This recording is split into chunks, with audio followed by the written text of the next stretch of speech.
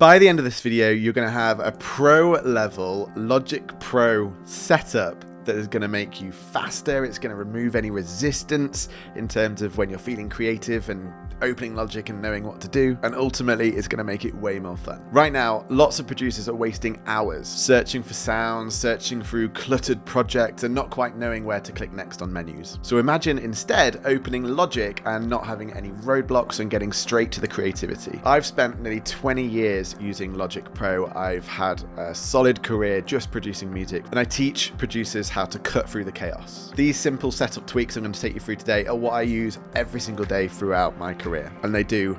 Literally, it's taken me making this video to even realize how many hours of time they save in my workflow. So stick around, because everything you're going to do in Logic Pro from today is going to be smoother, easier, way more enjoyable. And whether you're making beats, you're mixing, you're mastering, working with clients, or whether you're a hobbyist, you're a beginner, intermediate, advanced, it doesn't matter. If you use Logic Pro, this video will help you by the end. And if you skip it, well, you'll just keep tripping up over yourself. You'll end up in the same position you were when you clicked on this video in the first place. So let's dive in. I want to share my screen with you and let's go through some essentials. I'm going to open up Logic Pro as well and show you these in real time as well.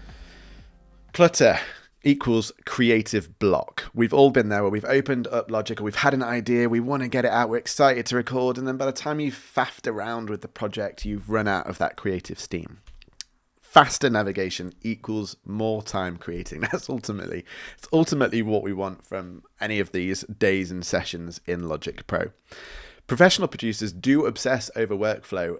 I have so many different templates that I open up for different projects, and everyone that I do work with, I work with a lot of mixing engineers, mastering engineers, people that do this professionally, and they have stacks of templates. So I'm going to teach you how to make some templates today. And think of this like tuning your instrument before playing. If it's already tuned, it's already ready to go, you're going to just want to pick it up and play it a lot more. If your guitar's always out of tune, and it just becomes resistance into being creative. So project templates, your creative start point. Set up default tracks, drums, bass, keys, audio tracks. I'm going to show you how to do that so that when you open a project up right away, you know where you're looking. If you're like, I want a piano sound, you'll know exactly where to go for that piano sound. Preload your go-to plugins, EQ, compressors, reverbs. Don't worry if you don't know any of those terms. We go into a lot more of those terms, certainly over on the course that I've created for this, but on this channel as well. I want there to be no resistance into you understanding and knowing any of these terms. You don't need to worry about them for now. But what I'm saying is that whatever you use on a regular basis, and plugins are all that, it's all that virtual software, whether it's a piano, that is a plugin that creates that piano sound. But think of it as any piece of software that you're going to use within Logic Pro. If you do things a lot, have them preloaded. And then what we're going to do is name and color code those tracks so you can see what they are. Like I always have my drums as being red, and I always have my bass guitars as being a deep blue. So I can see them straight away. I know where I'm reaching straight away when I have that creative feeling of like, oh, I want a bass, and I know where I'm going for that.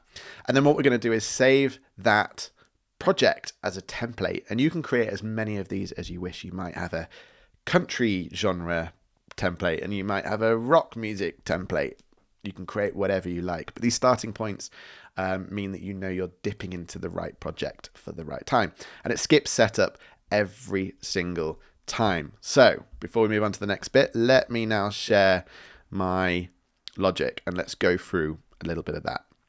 So at the minute, when you open Logic, you'll see this empty projects section. So I'm just going to go through some of these side menus.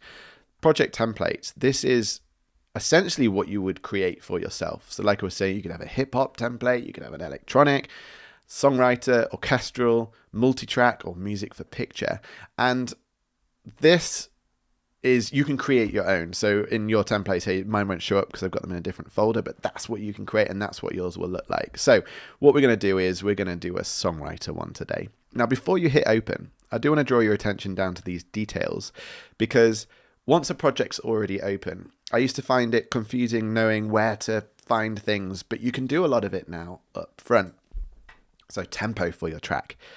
If you don't know your tempo, they have this amazing button where you can just tap the beat. So I'm tapping, or I was tapping about 100. If that's the tempo I want to create, just keep tapping. It's about 92 it's going to settle me up at, and I can change that later on. Key signature, if you know the key signature, don't worry if you don't, because it just doesn't matter. You can change all of these settings afterwards. Things like time signature, your input device, your output device, if you have any of those. I'll touch on that in a different video, but that is essentially the equipment that you're plugging into your laptop, like your microphone. You can choose your microphone as an input device. Same with output device. Maybe you've got some speakers. Maybe you want to plug in your headphones. Let's do it. Let's plug in my headphones to the side of the laptop. And then in theory, external headphones, I'm going to click don't use. And then the output device here. Oh, it's not pinging up. Why is that not pinging up? Probably. Let's actually start it up. I want this video to be exactly how you will do it. So, new. All right, this is future George realizing that when you restart a project or start a new project in Logic, it cuts all audio hardware for a certain amount of time. So I'm going to guess at what I was saying and still get the job done. External headphones is appearing when I start a new project. So all I needed to do, because I'd given a new given a new output, and this might happen if you have a new input as well, just give it a restart and hopefully it will appear there. That's a good problem solver for most things in Logic. Sample rate, I use 48,000 Hertz because it's better for anything to picture, TV adverts, films, etc. It's a slightly higher quality audio and you might need that sometime. If you get a sync with your song to audio, you might as well have the higher quality version. So easy enough to do. Most people just have the 44.1 because it's just default, not because it's any better. And then spatial audio and surround format, keep that the same. All right, back to future. And what do we have here? So this is what your template would look like if you'd created your own template as well. I'm going to go into some of these controls up on the top and what these buttons here on the side are. In fact, let's start there. So this far left one is library. And by library, it means all of these sounds that you're seeing down on the side here as well. If you know all of this stuff, you can skip the video forward to the next stage, but I want to not assume anything. So yes, in this video, these are all the different drum kits I could have. A library is basically where all of your sounds are going to be. I quite like to hide this to start because it feels a little bit overwhelming. And I also like to hide this on the bottom. If you want to hide anything that's on the bottom, you can either click the key command B. No. Yeah. B. Just keep clicking B and it'll disappear. Or if that is open and I want to hide it, you see as I put my cursor over this line at the top here, I can just double click there and that will also disappear.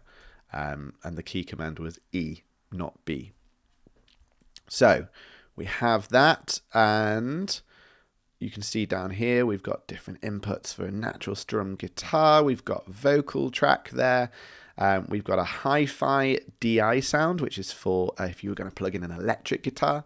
And then we've also got a studio grand piano there as well. So if you wanted to create some songwriter type music, you're ready to go and you have that template. And I'll be honest, Logic have some great templates. So I would utilize and optimize those. But you can, as you can see, let's not close that. You can see all the different ones that are here. Now, if you went to save this template for yourself, so now I've made some changes, all you do is go to File, Save As Template, and then let's save this as George's Songwriting Template. Hit Save As, and if we close that project, no, we don't want to save that because we've saved a template. So now, new from template, when you open up Logic. Okay, so here we go, new from template, and you can see my templates, and then here you go. So if I choose that and hit open, we're exactly to where we were the first time. Now, when you do open a template, the first thing you want to get into the habit of doing is saving as. So save as something new into whatever folders you have. I have a very tight schedule of folders. I won't show you because I've got some private projects in there that I can't disclose, NDAs and all that. So you could save this here as new country 1, let's just say. I would recommend revisiting that name to the song title eventually so you don't get lost. And I will have another video on how I do file names as well. It sounds really boring, but every time I go in and make some new changes, I resave a new version. So if in a month's time I'm like, I really don't like where it is now, but I loved where it was at the beginning, I can go back to that original file. So that is that. We have templates, we have everything set up, and that is going to save you a lot of time. A lot of time just having those templates ready to go next time. Okay, key commands equals speed hacks. I don't know what is going on with my presentation here, but let's just open it all up and we'll go from there. So Logic has hundreds of shortcuts. Learn 5 to 10 that really matter. And I've got a few examples here, and you can add a few yourself as well. So the first one is record. That's the one we're going to be using the most out of any other button. In fact, in a year's time, I want that R button on your keypad to be worn out because you've used it so much. If you're ready to go, you're ready to record, you've got your microphone, just hit R and it will start recording for you. Space is play and stop. It's a great one to remember. And then another one that is really, really useful is Command Z if you are on Mac because we're in Logic. Command and Z. It just wants to become a reflex. So if you've recorded something, you're really not happy with it, I often advise to still keep that anyway, because there might be a word or there might be something in there if you're recording vocals, or there might be a section where you're playing guitar and there's one bit you need that you did really, really well. I'd always say keep all of your takes just as a bit of advice. That's what I do. But if you really do want to undo something, maybe you've accidentally recorded over something, then Command Z, undo. And then another one is duplicate. Let me just very quickly show you duplicate and why I think this is a good one. So if you've got a guitar track here and you want another guitar track, rather than going through like all the settings, trying to find another one, you're really happy with how that sounds and all the plugins. If you press Command D, you see how quick and easy that was? Command D, and we can just create as many tracks as we want that duplicate the same thing. Really, really quick and easy tool there. Right, let's go back to Canvas. So, muscle memory makes you 10 times faster. Honestly, that's going to save you so much time. So there's quite a lot. I've even learned some key commands and created some key commands myself, like zoom in feature I now has as the plus and the minus, because I use that a lot. And then the arrow forward and the arrow backwards takes me a bar forwards and a bar backwards, so I can very quickly jump between different parts of the song or jump backwards a couple of bits rather than clicking around. So I've created my own, but those are the 4 that I would say is a really good starting point. And I'd say if you can get between 5 and 10, you're going to make your life much easier. So customizing the control bar only shows you tools. Only shows tools that you actually use. So don't overload your brain. And what do I mean specifically by that? So at the top here, this control panel, you can customize to whatever you want to see. And if you have too much, maybe that's too distracting. Maybe you like it really minimal. Or maybe if you're even like me, maybe you want more information. So I love to see my CPU usage, like how busy is my computer so I'm not overloading it. Ins and outs if I've got my keyboard plugged in. And then there's things like time signatures, tempo. What else have we got? We've got time here because, again, I'm using creating a lot of music to video. So I love to see the time here. Like you would do on the big movie screen, and then you can see bars there. So for me, that's really, really great. If you want to customize this, simply click on this little arrow on the right and then customize your control bar, and then go through and tick everything that you want. You might not want to see CPU. See how much cleaner that is already? You might not want to see your MIDI. You might not want to see your time signatures, and maybe you don't want to see the position. So you can create the space that you want. I'm going to make sure I turn all of these back on. What did I have? Time signature. Don't need my key signature. MIDI in and out, and then CPU. So that's what's really good for me. You can also remove your MIDI. You see this button up here. It's metronome, sorry, not your MIDI. Tuners. In fact, I never use a tuner, so I don't need a tuner there. So even I could do with going through this again and creating that top bar exactly how you want. And that is because, add transport, cycle, metronome, tuner, go through, click the button, see what you use. Simplify the view equals less decision fatigue. And the less decisions and things you've got popping out at you on the screen, the more creative you're going to feel as well. So I do apologize. I should have checked this in advance, but we're all human. So organizing your sounds, let's get everything up on this page. So organizing your sounds, star and save your favorite plugin settings. And by that, I'm going to load up. Oh, what should we do? Let's load up an instrument here. Synthesizer. Yeah, let's do alchemy. Fun little synthesizer. To load it up, we click here. When you're inside, look at all these different sounds, thousands of them. Now scrolling through and trying to find my favorite ones, it just all takes time. So let's start looking at Alien Space Probe. I love that one. Let's stick that at 5 stars. And then I also love the Analog Bass Twister for my analog basses. Oh, I need to click on it in order to rate it. And then let's go something down here. Massive Grime Bass. That sounds fun. So next time I open up Alchemy, I come onto Alchemy, I'm like, where are my favorite sounds? And then I can simply click on rating here and it will order them at the top with my favorite ones. So I can jump straight into there. Now there is another way you can do this, which I think is also equally as useful. So let's say I've opened up the Acid Edge Bass here. Save as at the top. So I did that quite quickly. Once it's open and we're really happy with the sound that we've got, let's go on to save as, and then you could save this as George Bass 1. Now, when I hit save, when I go into this next time, let's just say I'm on another side. When I go into this next time and I want to open that up, I just click at the top here, load, and then you can see in that folder I have George Bass 1. And I could have a folder with all my favorite basses, all my favorite drums, etc. So that's super useful as well. And I'd probably be inclined to name that something like George Heavy Bass, you know, so I know also when I'm just looking at the names what it is that I'm loading up as well.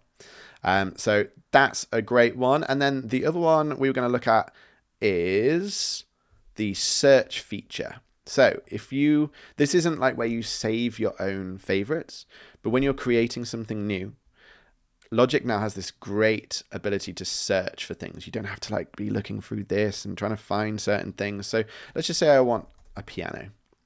Now I'd love studio piano. Perfect. And I'm there straight away. Let's say I want an organ. Type in organ and that will show me all my options for the organ. Here we just have the one. Click on organ, click create. Super quick.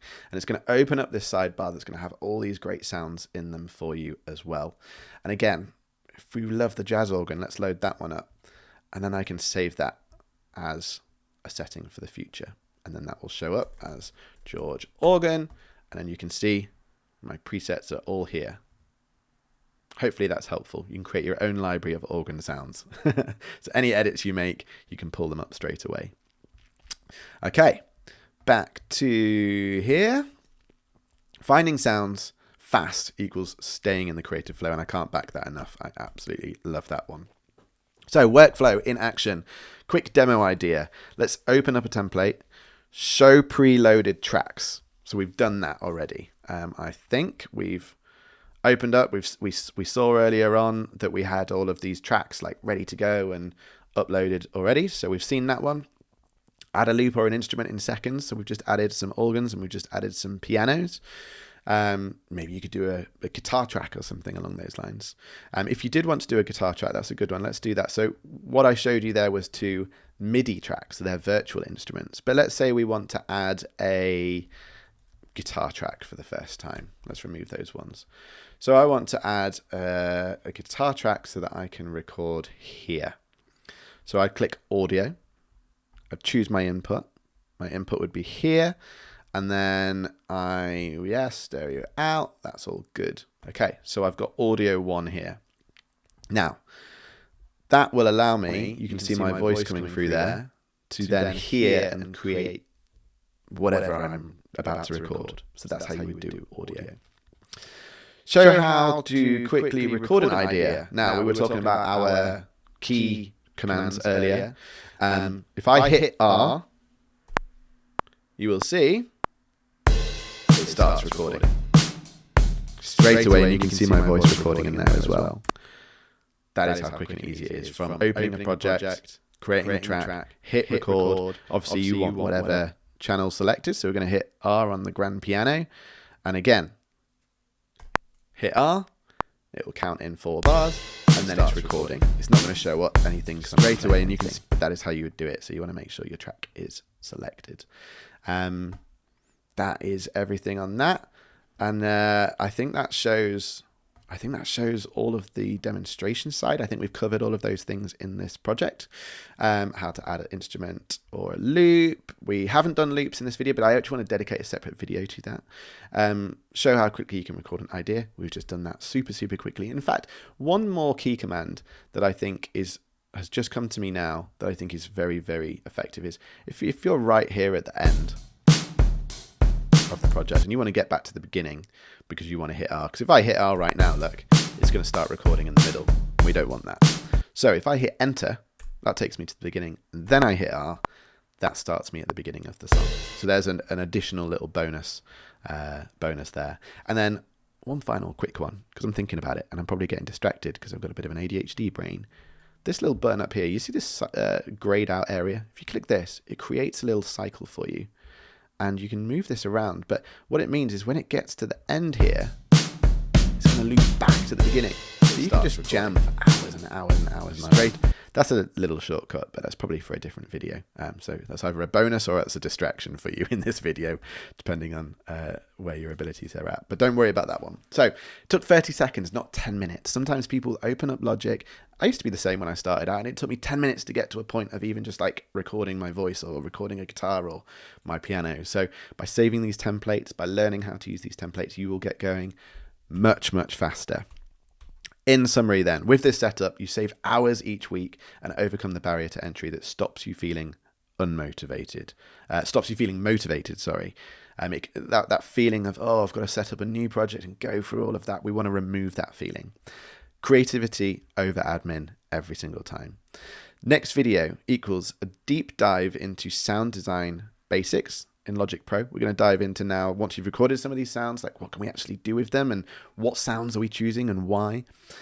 If you found this useful, please do subscribe. It's massively, massively helpful. You'll find a link at the bottom of this video as well if you are looking for somebody to help teach you Logic Pro and do a bit more of one-to-ones and benefit from live Q&A sessions and listening feedback sessions, all the good stuff.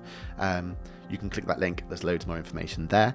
And then leave a comment. What was your favorite what is your favorite shortcut and key commands that you go to every single time that you're using Logic if you've used it a number of times before? Thank you so much for watching this video. I hope it was helpful, and look forward to the next one.